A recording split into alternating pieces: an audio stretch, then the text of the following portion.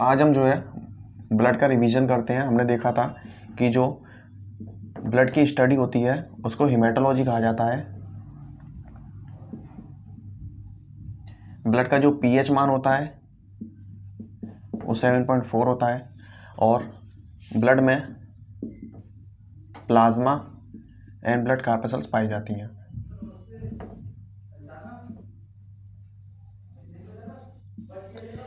Plasma में जो है वाटर एंड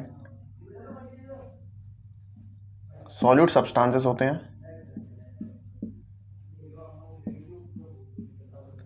वाटर के परसेंटेज की बात करें तो वाटर जो 90 से 92% जो है वाटर होता है प्लाज्मा में, और सॉल्यूट सब्सटेंसेस जो है ऑर्गेनिक एंड इनऑर्गेनिक सब्सटेंसेस होते हैं। Organic substances and inorganic solid substances. Organic substances की बात करें तो ऑर्गेनिक सब्सटेंसेस में जो है प्रोटीन होती हैं। प्लाज्मा प्रोटीन एक्चुअली में 4 टाइप के प्लाज्मा प्रोटीन के बारे में बात करेंगे। फाइब्रिनोजन, एल्ब्यूमिन, ग्लोबुलिन, जो एक और होती है प्रोथ्रोम्बिन। प्रोथ्रोम्बिन एंड फाइब्रिनोजन मिलकर जो है साथ में ब्लड क्लॉट में हेल्प करते हैं। और इनऑर्गेनिक सॉलिड सब्सटेंसेस की बात करें तो इनऑर्गेनिक सॉलिड सब्सटेंसेस में जो है इलेक्ट्रोलाइट्स होते हैं। इलेक्ट्रोलाइट्स में जो है सोडियम, पोटेशियम, कैल्शियम और जो है क्लोरीन, ठीक है ना, बाइकार्बोनेट आयंस जो है, ये सब चीज़ें जो है इनऑर्गेनिक सॉलिड सब्सटेंसेस के अंदर ब्लड में प्रेजेंट होती हैं। ठीक है, ब्लड कार्पसल्स की बात करें, ब्लड कार्पसल्स जो है आरबीसी, डब्ल्यूबीसी एंड जो है प्लेटलेट्स। इससे पहले की जो वीडियो थी उसमें मैं बता चुका था इन सब के बारे में, ऑलरेडी जो बता चुका हूँ। ये सिर्फ एक रिवीजन बता रहा हूँ कि मैंने क्या क्या बता दिया है। आरबीसी को जो है इरिथ्रोसाइट कहा जाता है, डब्ल्यूबीसी को ल्यूकोसाइट कहते हैं एंड जो प्लेटलेट्स होती हैं उनको थ्रोम्बोसाइट कहते हैं। इरिथ्रो का मीन्स रेड होता है, ल्यूको माने वाइट होता है, थ्रोम्बो में होता है ब्लू। तो इनके बारे में ऑलरेडी बात कर चुका हूँ मैं, ठीक है ना, कि इनको एक्चुअली में नाम क्या है, हेमेटोलॉजी, पीएच के बारे में, ब्लड कार्पसल्स के बारे में, फाइब्रिनोजन का काम क्या है, एल्ब्यूमिन का काम क्या है, ग्लोबुलिन का काम क्या है। ग्लोबुलिन जो है 3 टाइप की होती है, अल्फा, बीटा एंड गामा। इनके बारे में बता चुका था। इनऑर्गेनिक सब्सटेंसेस में जो है इलेक्ट्रोलाइट्स आते हैं, sodium, potassium, calcium, chlorine, bicarbonates, ion जो है। डब्ल्यूबीसी को 2 भागों में बांटा दिया है, granulocyte and A granulocyte.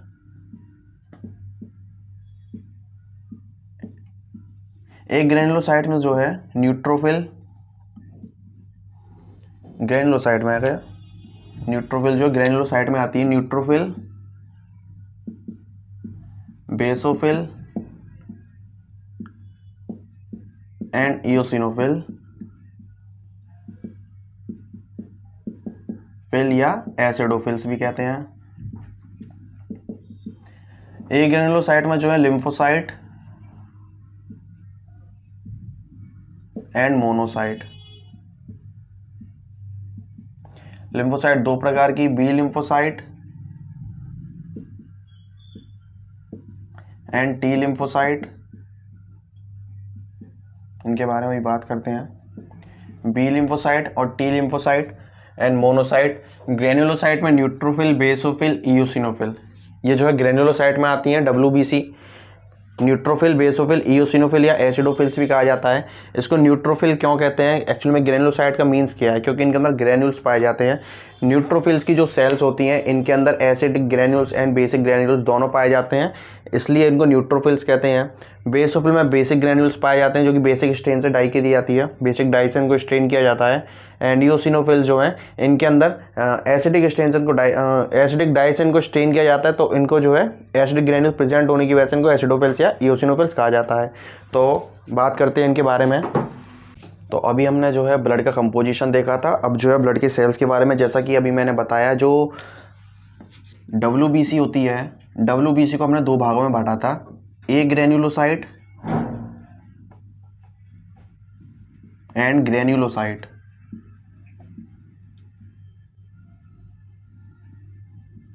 Granulocyte का मतलब क्या है, ऐसी सेल जो ग्रेन्यूल्स के समान है, जैसे कि न्यूट्रोफिल, बेसोफिल एंड इयोसिनोफिल। जनरली बच्चे यही सोचते हैं कि इनके अंदर ये ग्रेन्यूल्स हैं इसलिए इनको ग्रेन्युलोसाइट कहा जाता है। एक्चुअली बात ये नहीं है। अगर न्यूट्रोफिल की सेल्स की मैं बात करूं तो ये मान लो ये न्यूट्रोफिल है। न्यूट्रोफिल जो होती है उसका जो न्यूक्लियस होता है वो पॉलीमॉर्फिक होता है। पॉलीमॉर्फिक का मीन क्या होता है, मल्टी न्यूक्लिएटेड।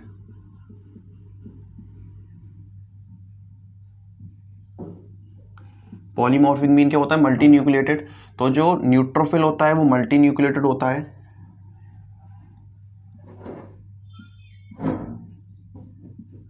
मल्टी न्यूक्लिएटेड होता है और इसके अंदर जो सेल्स पाई जाती हैं, ग्रेन्यूल्स प्रेजेंट होते हैं इसके अंदर, इस सेल के अंदर, जो कि एसिडिक एंड बेसिक ग्रेन्यूल्स होते हैं। मान लो ये एसिडिक ग्रेन्यूल्स हैं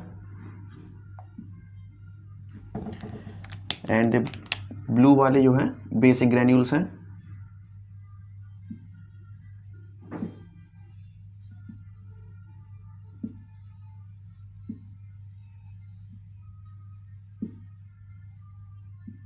जब हम एसिडिक एंड बेसिक डाई का यूज़ करके इनकी स्टेनिंग करते हैं तो एसिडिक एंड बेसिक डाई का यूज़ होने की वजह से, जब एसिड एंड बेसिक, जैसे कि हमने पढ़ा है केमिस्ट्री में, एसिड एंड बेस मिलते थे, न्यूट्रल यानी सॉल्ट बनता है, ठीक है ना। तो इसलिए उसको नाम जो है न्यूट्रोफिल कहते हैं, न्यूट्रोफिल, ठीक है ना। बेसोफिल की बात करें, ये होगी न्यूट्रोफिल जिसका जो है न्यूक्लियस क्या है, मल्टी लोब्ड है, मल्टी न्यूक्लिएटेड कंडीशन है, ठीक है ना। अगर बेसोफिल की बात करें, मान लो ये बेसोफिल है, अगर ये बेसोफिल है, बेसोफिल का जो न्यूक्लियस होता है बाइलोब्ड होता है और इसके पास जो है बेसिक ग्रेन्यूल्स प्रेजेंट होते हैं।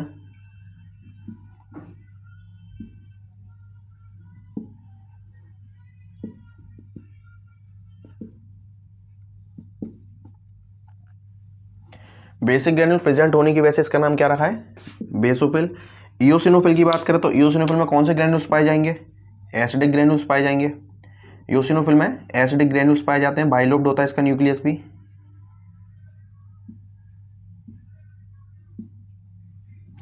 एंड इसमें जो है एसिडिक ग्रेन्यूल्स प्रेजेंट होते हैं।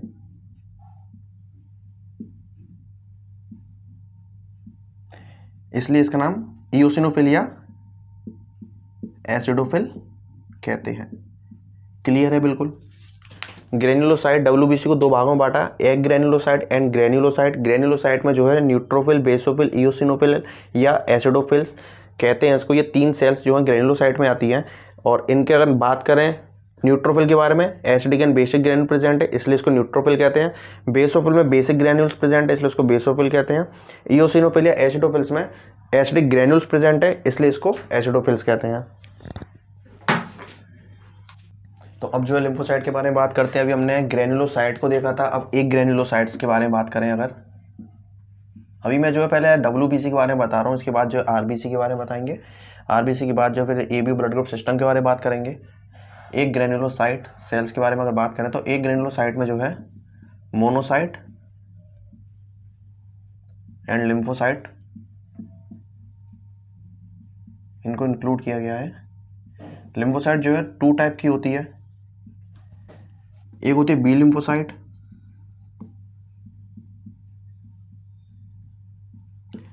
एक होती है टी लिम्फोसाइट। जनरली जो लिम्फोसाइट होती हैं इनका हमारे बॉडी में इम्यूनिटी के लिए रोल होता है, ये हमारी बॉडी में इम्यूनिटी के लिए जिम्मेदार होती हैं, B and T lymphocyte. B lymphocyte की अगर मैं बात करूं, इसको बी और टी, एक्चुअली बी जो है बोन मैरो को डिनोट करता है एंड टी जो है थाइमस को डिनोट कर रहा है यहाँ पे। एक्चुअली क्या है, मैंने इससे पिछली वीडियो में जो बात बताई थी वो थी हीमोपोइसिस के बारे में, हेमेटोपोइसिस या हीमोपोइसिस। ये क्या थी, formation of blood, formation of blood. जब ब्लड बनता है बॉडी में तो उसको हेमेटोपोइसिस कहते हैं और जो हेमेटोपोइसिस होती है वो हमारी बोन मैरो में होती है। ये बीच में जो है बोन मैरो, बोन मैरो में हेमेटोपोइसिस चलती है। पोइसिस का मीन्स होता है बनना, पोइसिस मीन्स होता है बनना। अगर आरबीसी बननी है तो उसको इरिथ्रोपोइसिस बोलेंगे, इरिथ्रोपोइसिस। डब्ल्यूबीसी बननी है तो उसको ल्यूकोपोइसिस बोलेंगे। एंड अगर प्लेटलेट्स बननी है तो उसको क्या बोलेंगे, थ्रोम्बोपोइसिस नहीं, उसको मेगा कैरियोपोइसिस बोलते हैं, मेगा कैरियोपोइसिस। मेगा कैरियो क्यों बोलते हैं, जब आप हायर क्लासेस में जाएंगे तो आपको पता चलेगा। एक्चुअली में मेगा कैरियोसाइट्स की फॉर्मेशंस की हेल्प से ही प्लेटलेट्स आगे जाके बनती हैं। तो मेगा कैरियोपोइसिस होता है प्लेटलेट्स का बनना। तो जो हिमाटोपोइसिस है, अगर पूरा ब्लड के बारे में बात करें तो जो पूरा ब्लड है वो किस में बनता है, बोन मैरो के अंदर बनता है, बोन्स के अंदर। इसको हिंदी में लाल अस्थि मज्जा कहते हैं। तो इसमें क्या होता है, अगर जब ये लिम्फोसाइट जो है, लिम्फोसाइट का मैच्यूरेशन, अगर लिम्फोसाइट का जो मैच्यूरेशन है वो बोन मैरो में होता है तो वो बी लिम्फोसाइट कहलाती है, ठीक है। और अगर लिम्फोसाइट बोन से बन के निकलती, बोन मैरो से बन के निकलती है और उसका मैच्यूरेशन अगर थाइमस ग्लैंड में जाके होता है तो उसको टी लिम्फोसाइट कहते हैं। थाइमस ग्लैंड क्या है, ये एक ग्लैंड है जो कि बिटवीन द लंग्स प्रेजेंट होती है, anterior to the sternum, anterior to the sternum नहीं, anterior to the aorta, and aorta के आगे और बिटवीन लंग्स यहाँ पे एक जो है ग्लैंड प्रेजेंट होती है और जो कि 30 साल की उम्र तक होती है। इसके बाद ये क्या हो जाती है, डीजेनरेट होना शुरू कर देती है। यही वजह है कि जो यंगर्स होते हैं उनकी इम्यूनिटी ज़्यादा अच्छी होती है, ठीक है ना, और जो ओल्ड पीपल होते हैं उनकी इम्यूनिटी जो है इतनी अच्छी नहीं होती है, क्योंकि जो 30 तक के यंगर्स हैं उनके पास क्या है कि थाइमस ग्लैंड प्रेजेंट है, तो उनके पास जो टी लिम्फोसाइट बन रहे हैं, टी लिम्फोसाइट इम्यूनिटी में रोल निभाती है अपना। तो इसके बाद जो 30 के बाद जब ये डीजेनरेट हो जाएगी तो टी लिम्फोसाइट बनना बंद हो जाते हैं, इस वजह से जो है इम्यूनिटी बंद हो जाती है, इतनी अच्छी नहीं रहती। आरबीसी का जो दूसरा नाम है वो है एरिथ्रोसाइट। एरिथ्रोमीन होता है रेड, एंड साइट माने सेल, तो इसलिए इनको जो है रेड ब्लड सेल्स भी कहा जाता है। अगर आरबीसी की शेप के बारे में बात करें तो जो आरबीसी की शेप होती है मैच्योर्ड आरबीसी की, मैच्योर्ड आरबीसी की शेप बाइकॉनकेव होती है। बाइकॉनकेव का मीन कुछ इस तरीके की डिस्क जैसी होती है,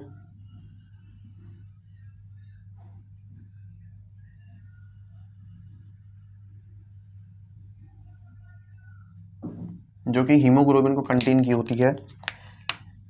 इसमें जो है हीमोग्लोबिन ट्रैप होता है।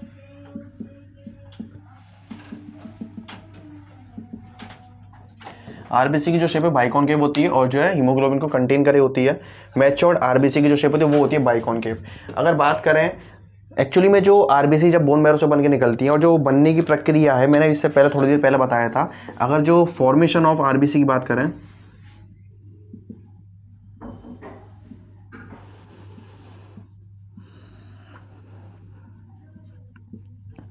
इसको इरिथ्रोसाइट कहते हैं, फॉर्मेशन ऑफ आरबीसी, सॉरी इसको इरिथ्रोपोइसिस कहते हैं, फॉर्मेशन ऑफ आरबीसी को इरिथ्रोपोइसिस कहते हैं। पोइसिस मीन्स बनना या फॉर्मेशन, ठीक है। तो जो आरबीसी होती है हीमोग्लोबिन को कंटेन की होती है, फॉर्मेशन ऑफ आरबीसी जो है इरिथ्रोपोइसिस कहलाता है। आरबीसी बाइकॉनकेव होती है और मैच्योर्ड आरबीसी जब होती है तभी उसकी शेप बाइकॉनकेव हो पाती है। इसकी शेप बाइकॉनकेव क्यों होती है, क्योंकि जब ये इरिथ्रोपोइसिस के दौरान बोन मैरो से बन के निकली थी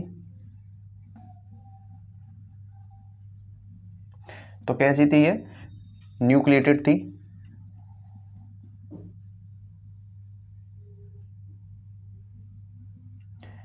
एक्चुअली जो प्लोरीपोटेंट सेल होती है वो एक टाइप की स्टेम सेल होती है जिससे ही सारी सेल्स का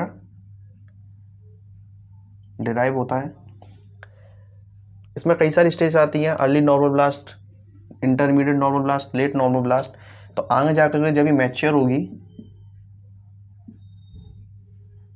तो इसमें से क्या हो जाएगा, न्यूक्लियस बाहर हो जाता है और ये बाइकॉनकेव हो जाती है। शुरुआती स्टेज में सिर्फ इसमें एक न्यूक्लियस नहीं पाया जाता, इसमें 3-4 न्यूक्लियस होते हैं जब आरबीसी की फॉर्मेशन चल रही होती है। लेकिन मैच्योरिटी के टाइम पे क्या होगा, इसमें न्यूक्लियस बाहर हो जाएगा और ये बाइकॉन्केव इसकी शेप हो जाती है। तो ये कारण है। जो मैमल में होता है, मैमल्स की जो आरबीसी होती है वो ए न्यूक्लिएटेड होती है। ए न्यूक्लिएटेड मीन, ए का मीन्स होता है एब्सेंट,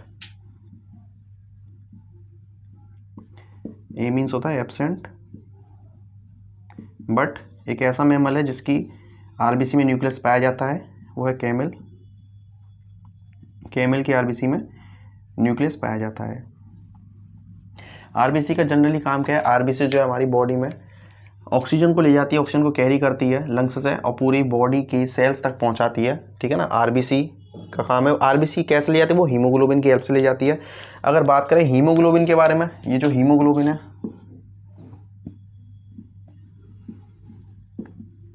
इसमें भी दो चीज़ें हैं, एक है हीम और दूसरा है ग्लोबिन। हीम जो है आयरन एंड पोरफायरिन से बना होता है। और डिटेल में बात करें तो 4 पोरफायरिन की रिंग होती हैं।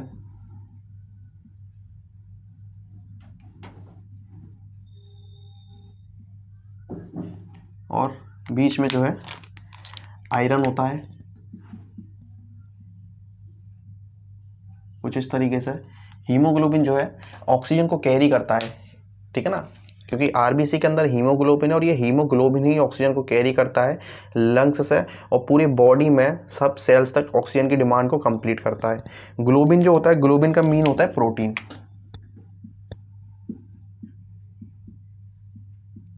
तो हीम जो है एफई एंड पोरफायरिन, ठीक है ना, ये हीम का मॉलिक्यूल है। और जो ग्लोबिन होता है वो प्रोटीन, इसका मतलब होता है ग्लोबिन मीन्स प्रोटीन। तो हीमोग्लोबिन जो है पोरफायरिन, आयरन एंड प्रोटीन से मिलकर बना होता है। और हीमोग्लोबिन जो टॉक्सिक होता है, इसी वजह से जो है आरबीसी के अंदर होता है।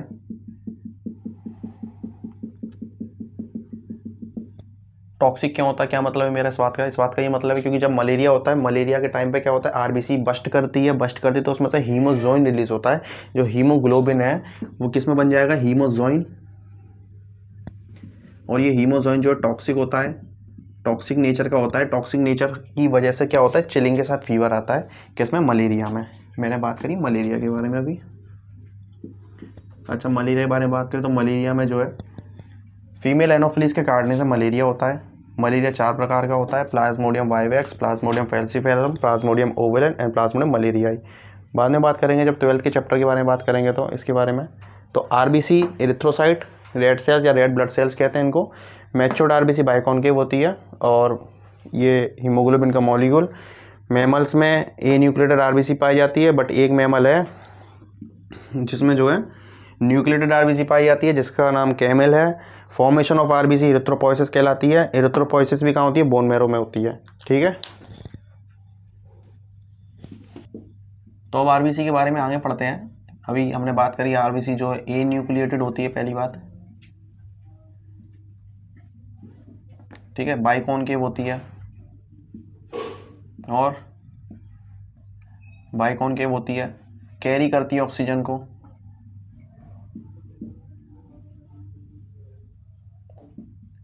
और आरबीसी बनने की प्रक्रिया को एरिथ्रोपोइसिस कहते हैं। लाइफ स्पेन की अगर बात करें तो आरबीसी का जो लाइफ स्पेन होता है वो 120 डेज का होता है। आरबीसी 120 डेज जो है इसका लाइफ स्पेन है। उसके बाद क्या होता है, डेड हो जाएगी और डेड होने के बाद ये कहाँ जाती है, स्प्लीन में। स्प्लीन में चली जाती है, इसलिए स्प्लीन को ग्रेवयार्ड ऑफ आरबीसी कहते हैं, क्योंकि आरबीसी मरने के बाद स्प्लीन में चली जाती है। यही वजह है कि स्प्लीन को ग्रेवयार्ड ऑफ आरबीसी, आरबीसी का कब्रिस्तान।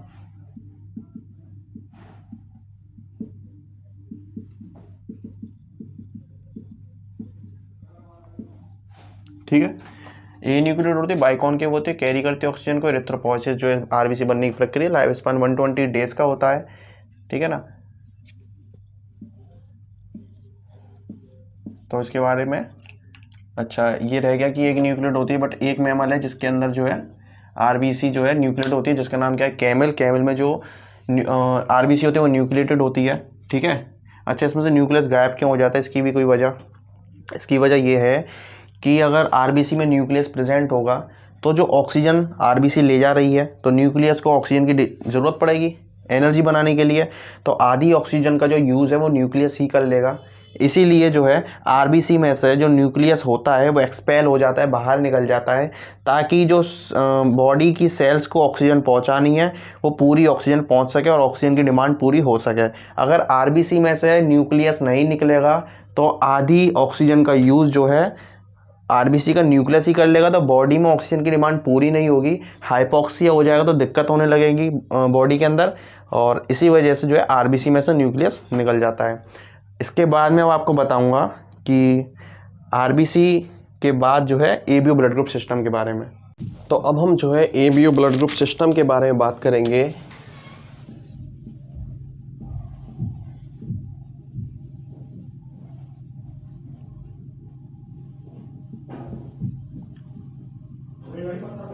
एबीओ ब्लड ग्रुप सिस्टम में जो ब्लड ग्रुप होते हैं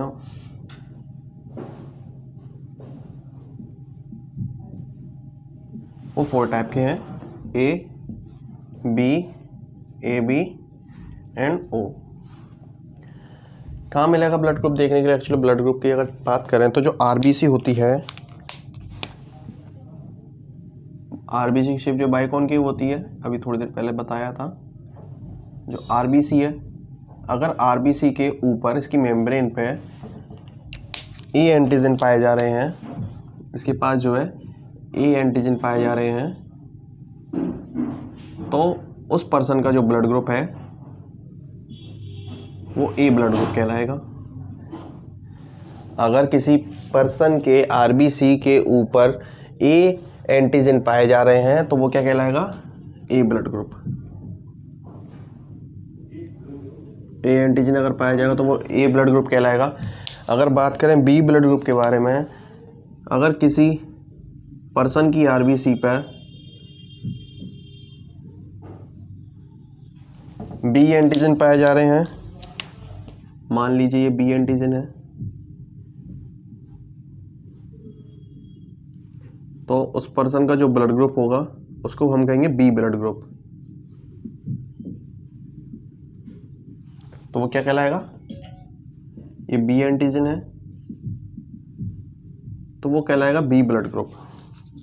अगर किसी थर्ड व्यक्ति को लें, किसी थर्ड पर्सन की आरबीसी को देखें, एग्जामिन करें, और उसकी आरबीसी के ऊपर अगर दोनों एंटीजन पाए जा रहे हैं, A antigen and B antigen, ये ए एंटीजन है,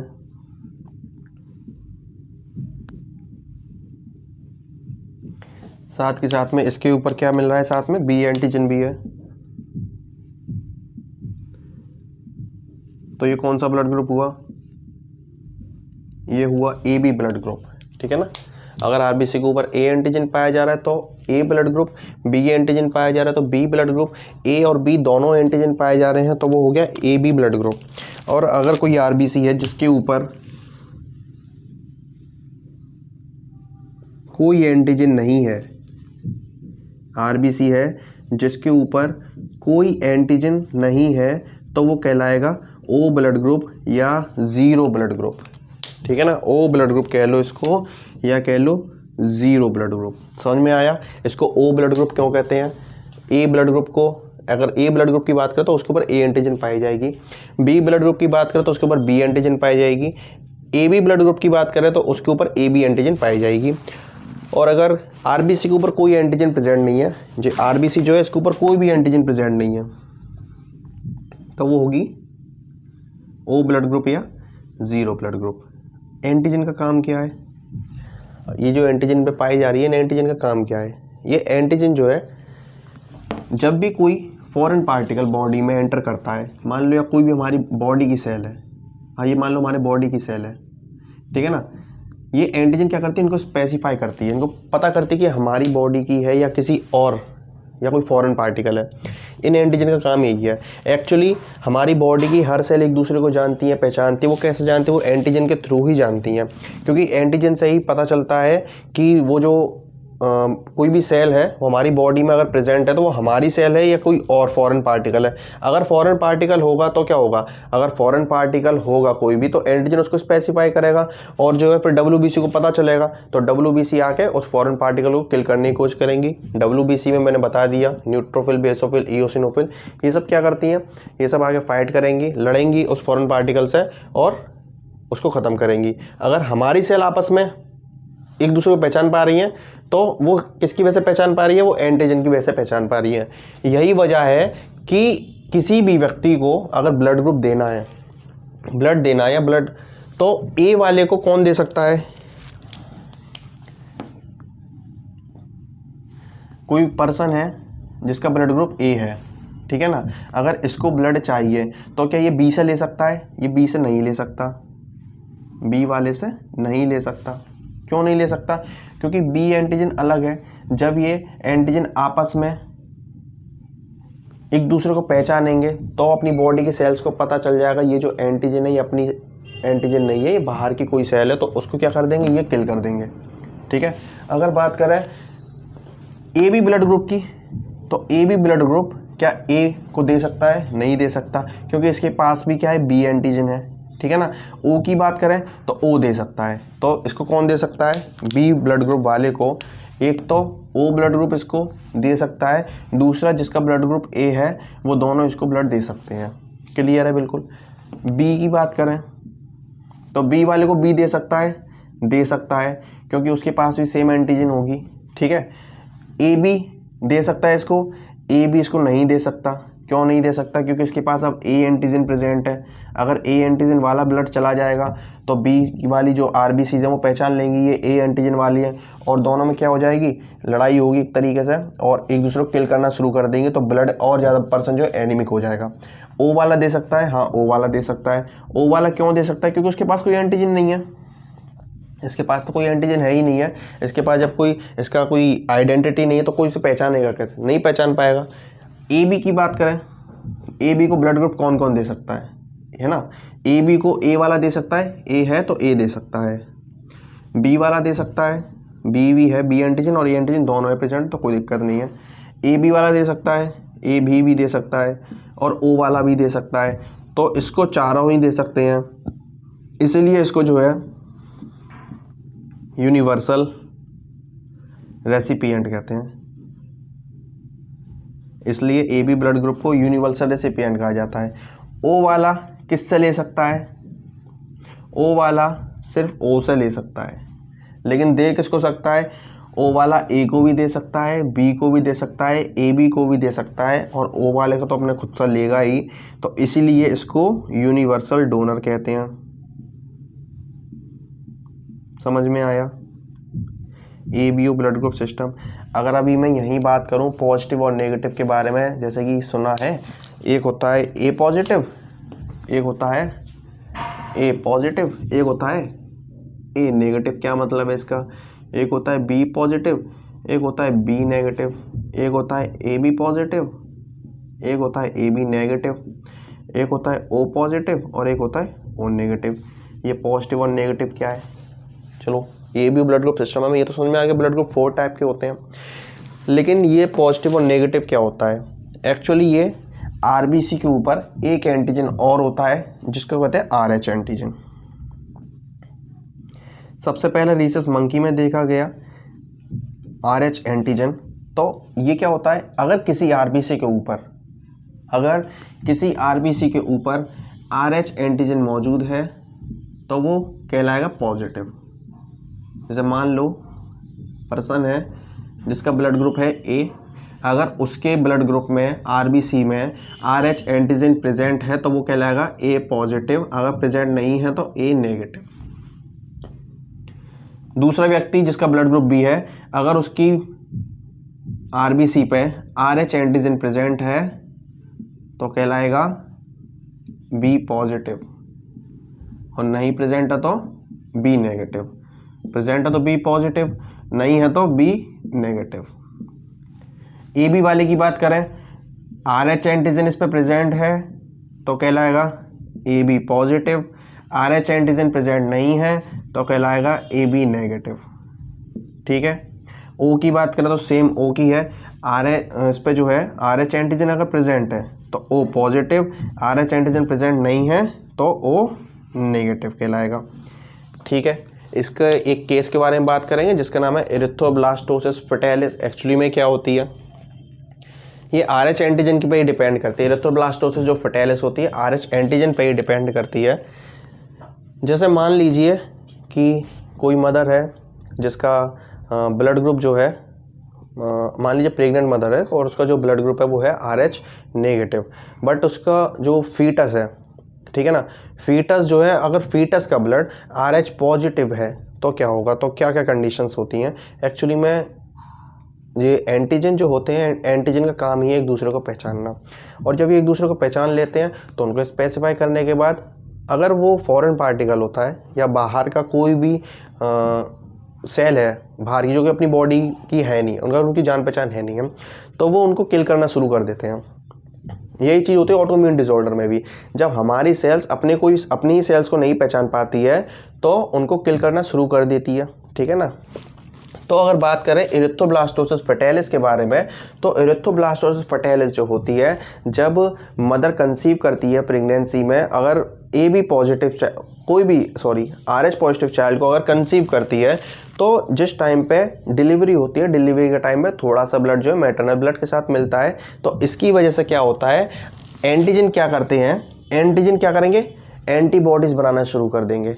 ठीक है ना। एरिथ्रोब्लास्टोसिस फर्टाइलिस में फर्स्ट टाइम प्रेगनेंसी में अगर आर एच पॉजिटिव जो ब्लड अगर मैटरनल ब्लड के साथ मिला तो क्या होगा कि जो मदर की आरबीसीज की एंटीजन है वो एंटीबॉडीज बनाना शुरू कर देंगे, और एंटीबॉडीज बनाना शुरू कर देंगे तो जिस टाइम पे सेकंड प्रेगनेंसी कंसीव होगी, और अगर सेकंड प्रेगनेंसी में फिर से सेकंड प्रेगनेंसी में अगर फिर से फीटस जो है आर एच पॉजिटिव हुआ तो मैटरनल ब्लड में जो इस टाइम पे जो एंटीबॉडीज बनी थी वो क्या करेंगी, उस फीटस को जाकर के किल कर देंगी।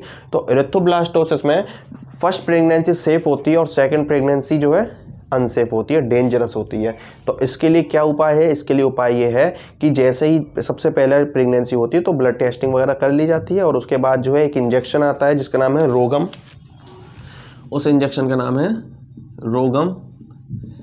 रोगम को इंजेक्ट कर दिया जाता है जो कि मैटरनल एंटीबॉडीज को क्या कर लेता है, कवर कर लेता है, जिसकी वजह से जो है एंटीबॉडीज नहीं बनती हैं, तो इससे क्या होगा, सेकंड फीटस को खतरा नहीं होगा। ठीक है ना। तो अब इसके बाद जो है बात करेंगे हार्ट के बारे में। अभी आपने जो है देखा एबी ब्लड ग्रुप सिस्टम में जो है 4 टाइप का ब्लड ग्रुप होता है, और are H positive R H negative कैसे डिसाइड होता है। ठीक है ना, पता चला। ओ ब्लड ग्रुप के बारे में पता चला कि ओ ब्लड ग्रुप में जो है ओ ब्लड ग्रुप है अगर किसी का, तो एक्चुअल में उसकी आरबीसी के ऊपर कोई एंटीजन प्रेजेंट नहीं है, इसलिए उसको जो है ओ ब्लड ग्रुप या जीरो ब्लड ग्रुप कहते हैं। अब आगे बात करते हैं हार्ट के बारे में। ह्यूमन हार्ट के बारे में बात करेंगे, जो कि 4 चैम्बर्ड होता है,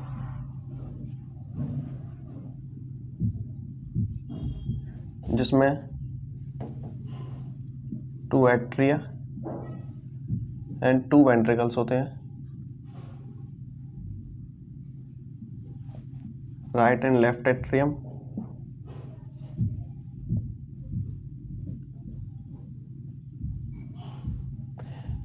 and right and left ventricle.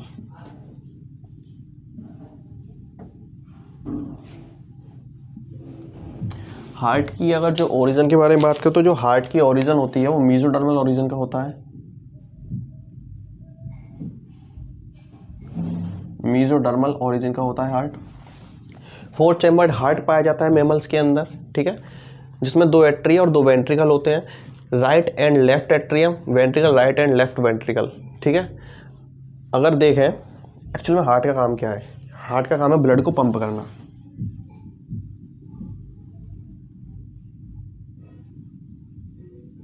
Blood को पंप करना, ये करता है ब्लड को पंप करता है, सर्कुलेट होता है हार्ट से। हमारे बॉडी में जो ब्लड है वो पूरी बॉडी में सर्कुलेट होता है। और ब्लड क्या काम कर रहा है, ब्लड यहाँ पे सारे न्यूट्रिएंट्स को, ऑक्सीजन को, कार्बन डाइऑक्साइड को लंग्स से टिश्यूज तक ले जाता है, और टिश्यू से जितना भी वेस्ट मटेरियल होता है उनको जो है लंग्स तक लाता है। कार्बन डाइऑक्साइड लंग्स के थ्रू जो है बाहर हो जाती है और कुछ किडनी तक पहुंचा देते हैं, तो जिसकी वजह से फिल्ट्रेशन वगैरह चलता रहता है। ठीक है, अगर देखें सर्कुलेशन के बारे में, हार्ट सर्कुलेशन के बारे में बात करें,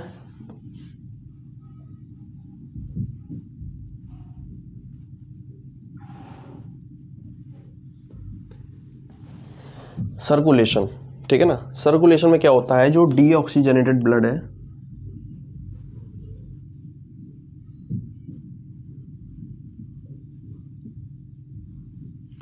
ठीक है, डीऑक्सीजनेटेड ब्लड क्या होगा सबसे पहले, एक्चुअल में सर्कुलेशन में पहले सिंपली बात कर लेते हैं। जो डीऑक्सीजनेटेड ब्लड है वो ऑक्सीजनेटेड होगा, कहाँ पे जाके होगा, लंग्स में जाके होगा, ऑक्सीजनेटेड होगा और वापस कहाँ तक आएगा, टिश्यू तक आएगा। टिश्यू फिर से क्या करेंगी, मेटाबोलाइज करेंगी, मेटाबॉलिज्म करेंगी, और जो ऑक्सीजन का यूज़ करेंगी, ऑक्सीजन दोबारा कार्बन डाइऑक्साइड में कन्वर्ट हो जाएगी और दोबारा उनको वेन्स में डाल देगी। ठीक है ना, वेन्स में डालने के बाद क्या होगा, वेन्स में से फिर जो डीऑक्सीजनेटेड ब्लड दोबारा ऑक्सीजनेटेड होने के लिए जाएगा। अब इसमें ये जो सर्कुलेशन चल रहा है, इसमें जो मेन रोल निभा रहा है वो बीच में ये हार्ट ही है। क्यों, क्योंकि हार्ट क्या कर रहा है, पंप कर रहा है। ठीक है ना, अगर पंप करना बंद कर देगा तो ये पूरी प्रक्रिया रुक जाएगी, पूरा सर्कुलेशन रुक जाएगा। और अगर हार्ट पंप करना बंद कर दे तो उसको कार्डियक अरेस्ट कहते हैं। बीमारी के बारे में बाद में बात करेंगे। ठीक है ना, अब बात करें हार्ट जो है, ये राइट एट्रियम है मान लीजिए, ठीक है ना, और इस तरफ होगा लेफ्ट एट्रियम। ठीक, राइट एट्रियम के नीचे जो होता है वो होता है राइट वेंट्रिकल,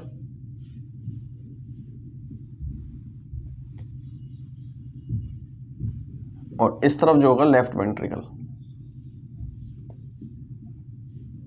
ठीक है, ये 4 चैम्बर हैं, right atrium, left atrium, right ventricle, left ventricle. Right atrium और राइट वेंट्रिकल के बीच में एक वाल्व लगा है, ठीक है ना, जिसमें 3 कस्प हैं, इसलिए इसको कहते हैं ट्राइकस्पिड वाल्व। ट्राइकस्पिड वाल्व कहलाएगा। ठीक, लेफ्ट एट्रियम और लेफ्ट वेंट्रिकल के बीच में एक वाल्व है जो कि बाइकस्प है, इसमें 2 कस्प लगे हुए हैं, इसलिए उसको कहते हैं बाइकस्पिड वाल्व या माइट्रल वाल्व। ठीक, या माइट्रल वाल्व कहेंगे। अब सर्कुलेशन को समझो, एक्चुअल में सर्कुलेशन कहाँ से कैसे हो रहा है। जो डीऑक्सीजनेटेड ब्लड होता है वो superior vena cava, inferior vena cava के थ्रू राइट एट्रियम में आता है। ये कैसा ब्लड है, अभी डीऑक्सीजनेटेड ब्लड है। ठीक है, डीऑक्सीजनेटेड ब्लड राइट एट्रियम में पहुंचता है और उसके बाद ट्राइकस्पिड वाल्व खोलते हैं। ठीक है ना, जब ट्राइकस्पिड वाल्व खुलेंगे तो ब्लड कहाँ जाएगा, राइट वेंट्रिकल में। अभी कैसा है, ये डीऑक्सीजनेटेड है। ठीक है ना, डीऑक्सीजनेटेड है, right inferior vena cava, inferior vena cava and superior vena cava. ये ऊपर ब्रेन से एंड हाथ वगैरह से लात रही है खून, ये नीचे वाले पोर्शन से ब्लड लेके आ रहा है, inferior vena cava. Deoxygenated blood है, टिश्यू ने उस ब्लड को यूज़ कर ली उसकी ऑक्सीजन, अब ये डीऑक्सीजनेटेड हो गया है तो राइट एट्रियम में आता है। राइट एट्रियम के बाद जो है राइट वेंट्रिकल में आता है। अब राइट वेंट्रिकल से ब्लड कहाँ जाएगा, तो राइट वेंट्रिकल से जो है ब्लड चला जाएगा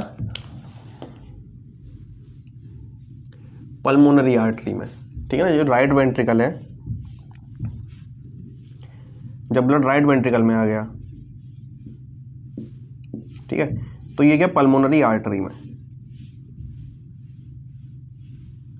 ठीक है, इसके ऊपर राइट एट्रियम था, ये पल्मोनरी आर्टरी है।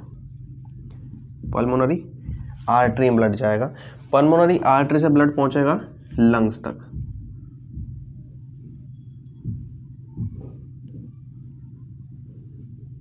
ठीक है, पल्मोनरी आर्टरी से ब्लड पहुंचेगा लंग्स तक और लंग्स से क्या करेगा, ऑक्सीजन कैरी करेगा,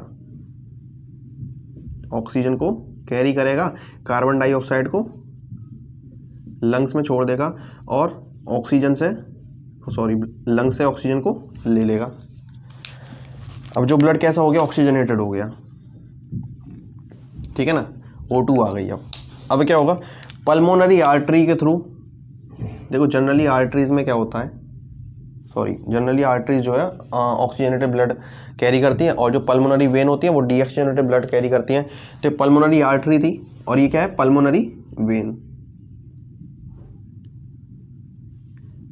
ठीक है ना, वेन है, वेन को डीऑक्सीजनेटेड ब्लड कैरी करना चाहिए था, लेकिन यहाँ पे कैसा है, ब्लड ऑक्सीजनेटेड है। तो पल्मोनरी वेन के थ्रू, अब ये पल्मोनरी वेन कहाँ पहुँचेगी, पल्मोनरी वेन पहुँचेगी लेफ्ट एट्रियम में, ठीक है। पल्मोनरी वेन कहाँ पे आई, ये लेफ्ट एट्रियम में आएगी। मान लीजिए यहाँ पे लेफ्ट एट्रियम में पल्मोनरी वेन पहुँच गई और इसमें जो है ऑक्सीजनेटेड ब्लड आ गया। उसके बाद बाइकस्पिड वाल्व खोलेंगे, ठीक है ना, बाइकस्पिड वाल्व खोलेंगे तो ब्लड कहाँ आ गया, लेफ्ट वेंट्रिकल में। ये कैसा है, ऑक्सीजनेटेड ब्लड है, ठीक है, ऑक्सीजनेटेड हो गया है। अब लेफ्ट वेंट्रिकल से ब्लड कहाँ जाएगा, अब लेफ्ट वेंट्रिकल से जो ब्लड है, मान लीजिए ये है लेफ्ट वेंट्रिकल, ऊपर जो है इसके लेफ्ट एट्रियम था, बाइकस्पिड वाल्व खोले तो ये है लेफ्ट वेंट्रिकल, इसमें ब्लड आ गया, ठीक है ना। ब्लड कैसा है, ऑक्सीजनेटेड है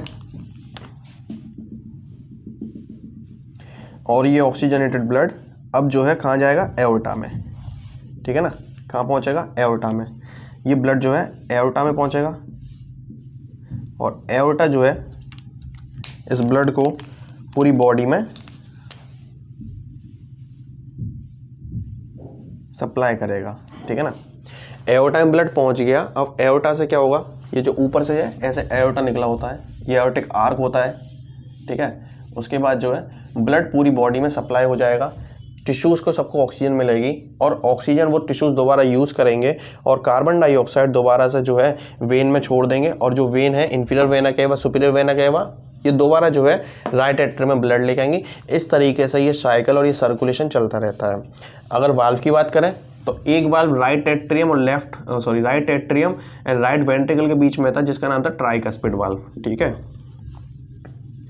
एक valve left atrium left ventricle के बीच में था जिसका नाम था बाइकस्पिड वाल्व या माइट्रल वाल्व। अब जो है राइट वेंट्रिकल से जब ब्लड पंप हो करके लंग्स तक गया, ठीक है ना, ऑक्सीजन लेने के लिए, तो यहाँ पे एक वाल्व था जिसका नाम है semi lunar valve, semi lunar valve. Lunar माने होता है मून, सेमी माने आधा, हाफ, तो हाफ मून के जैसा वाल्व होता है, इसलिए इसका नाम जो सेमी लूनर वाल्व है। अगर बात करें लेफ्ट वेंट्रिकल से जब ब्लड एओर्टा में गया तो बीच में भी यहाँ एक वाल्व लगा था जिसका नाम है एओर्टिक वाल्व, ठीक है, एओर्टिक वाल्व। तो क्या समझ में आया, ब्लड डीऑक्सीजनेटेड होने के बाद inferior vena cava superior vena cava के थ्रू राइट एट्रियम में आता है। राइट एट्रियम में जब ट्राइकस्पिड वाल्व खोलते हैं तो राइट वेंट्रिकल में पहुंचता है। राइट वेंट्रिकल के बाद जब सेमी लूनर वाल्व खोलते हैं तो ब्लड जो है पल्मोनरी आर्टरी के थ्रू लंग्स तक पहुंचता है और O2 को कैरी करता है। फिर पल्मोनरी वेन के थ्रू लेफ्ट एट्रियम तक पहुंचता है और ऑक्सीजनेटेड ब्लड को लेके आता है। उसके बाद लेफ्ट एट्रियम और लेफ्ट वेंट्रिकल के बीच में जो बाइकस्पिड वाल्व या माइट्रल वाल्व खुलते हैं तो ब्लड लेफ्ट एट्रियम से लेफ्ट वेंट्रिकल में पहुंच जाता है। उसके बाद एओर्टिक वाल्व खुलता है, एओर्टिक वाल्व से एओर्टा के थ्रू पूरी बॉडी में सर्कुलेट हो जाता है। तो क्या समझ में आ गया, यह है सर्कुलेशन, ये कहलाएगा सर्कुलेशन। इस तरीके से ब्लड जो है हमारी पूरी बॉडी में सर्कुलेट होता है और हमारा जो हृदय है, हार्ट है, वो उसको क्या कर रहा है, पंप कर रहा है, ठीक है ना। तो हार्ट का काम सिर्फ पंप करना होता है, तो पंप कर रहा है और पूरी बॉडी में ब्लड को सर्कुलेट कर रहा है, ठीक है ना। अगर हार्ट की जो बीट है अगर वो रुक जाए तो उसको कार्डियक अरेस्ट कहते हैं, ठीक है ना। कार्डियक फेलियर अलग होता है, कार्डियक अरेस्ट अलग होता है। लोगों को इसमें कन्फ्यूजन होता है कि एक्चुअली में कार्डियक अरेस्ट और कार्डियक फेलियर में क्या फ़र्क है। तो क्या समझ में आ गया, ये है सर्कुलेशन, ठीक है। 4 चैम्बर्ड हार्ट होता है, 2 atria 2 ventricle, right atrium left atrium, right ventricle left ventricle, ठीक है ना। अब इसके बाद में एक ग्राफ तैयार करते हैं कि कैसे जो है ब्लड सर्कुलेट हो रहा है बॉडी में। तो देखते हैं सर्कुलेशन के बारे में। ब्लड जो है superior vena cava and inferior vena cava के थ्रू सबसे पहले आता है, मैं सीधे लिखता जाता हूँ।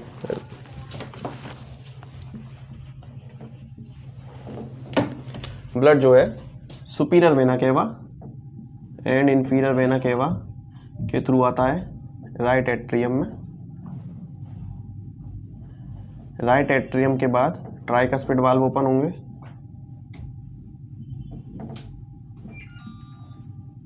ट्राइकस्पिड वाल्व ओपन होंगे तो ब्लड कहाँ पहुंचेगा, राइट वेंट्रिकल में। राइट वेंट्रिकल से ब्लड पल्मोनरी आर्टरी के थ्रू लंग्स तक जाएगा और लंग्स से क्या करेगा, ऑक्सीजन को कैरी करेगा। ऑक्सीजन को कैरी करने के बाद पल्मोनरी वेन के थ्रू कहाँ आएगा, राइट एट्रियम में, ठीक है। राइट एट्रियम के बाद बाइकस्पिड वाल्व ओपन होते हैं। बाइकस्पिड वाल्व जब ओपन होंगे तो ब्लड पहुंच जाएगा, सॉरी ये राइट नहीं लेफ्ट है, लेफ्ट एट्रियम में। और बाइकस्पिड वाल्व ओपन होंगे तो लेफ्ट वेंट्रिकल में ब्लड पहुंचेगा। लेफ्ट वेंट्रिकल से क्या होगा, एओर्टिक वाल्व ओपन होंगे और एओर्टिक वाल्व से एओर्टा में ब्लड पहुंचेगा जो कि ऑक्सीजनेटेड है, ठीक है ना। एओर्टा के बाद पूरी बॉडी में सप्लाई होगी, टिश्यू तक पहुंचेगा और टिश्यू से सेल्स तक पहुंचेगा। टिश्यू क्या करेंगे, उस ऑक्सीजन का यूज़ करेंगे और उसको यूज़ करने के बाद मेटाबॉलिज्म चलेगा, सेल्स में मेटाबॉलिज्म चलता रहता है 24 आवर्स हो तो, ठीक है ना। O2 जो CO2 में कन्वर्ट हो जाएगी और फिर दोबारा ब्लड कैसा हो जाएगा, डीऑक्सीजनेटेड हो जाएगा, डीऑक्सीजनेटेड हो जाएगा। डीऑक्सीजनेटेड हो जाने के बाद जो ब्लड है दोबारा से कहाँ आ जाएगा, सुपीरियर वेना केवा और इन्फीरियर वेना केवा में। तो ये जो साइकिल चल रही है वो किसके थ्रू चल रही है, वो चल रही है हार्ट के थ्रू, ठीक है ना। ये इसको पंप कर रहा है, ये जो साइकिल है, ठीक है ना, ये है हार्ट के द्वारा। ब्लड डीऑक्सीजनेटेड ब्लड को पंप करता है, ठीक है ना, और ऑक्सीजनेटेड हो जाता है लंग्स में जा करके। उसके बाद जो है टिश्यू दोबारा यूज़ करते हैं और दोबारा से वो डीऑक्सीजनेटेड हो जाता है। तो superior vena cava inferior vena cava deoxygenated को ब्लड को कैरी करके राइट एट्रियम में पहुंचाती है। राइट एट्रियम के ट्राइकस्पिड वाल्व ओपन होते हैं, राइट वेंट्रिकल में पहुंचता है। पल्मोनरी आर्टरी है, लेकिन इसमें इस समय ब्लड कैसा है, इसमें जो ब्लड है इस समय वो कैसा है, डीऑक्सीजनेटेड।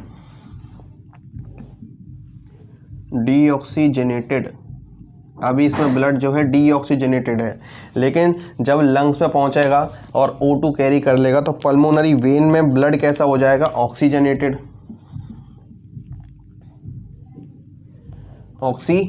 हो जाएगा। ब्लड कैसा हो जाएगा, इस समय ब्लड जो है ऑक्सीजनेटेड है वेन के अंदर। जनरली वेन में जो है डीऑक्सीजनेटेड होता है, ठीक है ना। उसके बाद लेफ्ट एट्रियम के बाद बाइकस्पिड वाल्व ओपन होंगे, लेफ्ट वेंट्रिकल में पहुंचेगा। लेफ्ट वेंट्रिकल के बाद एओर्टिक वाल्व ओपन होंगे, एओर्टा में पहुंचेगा।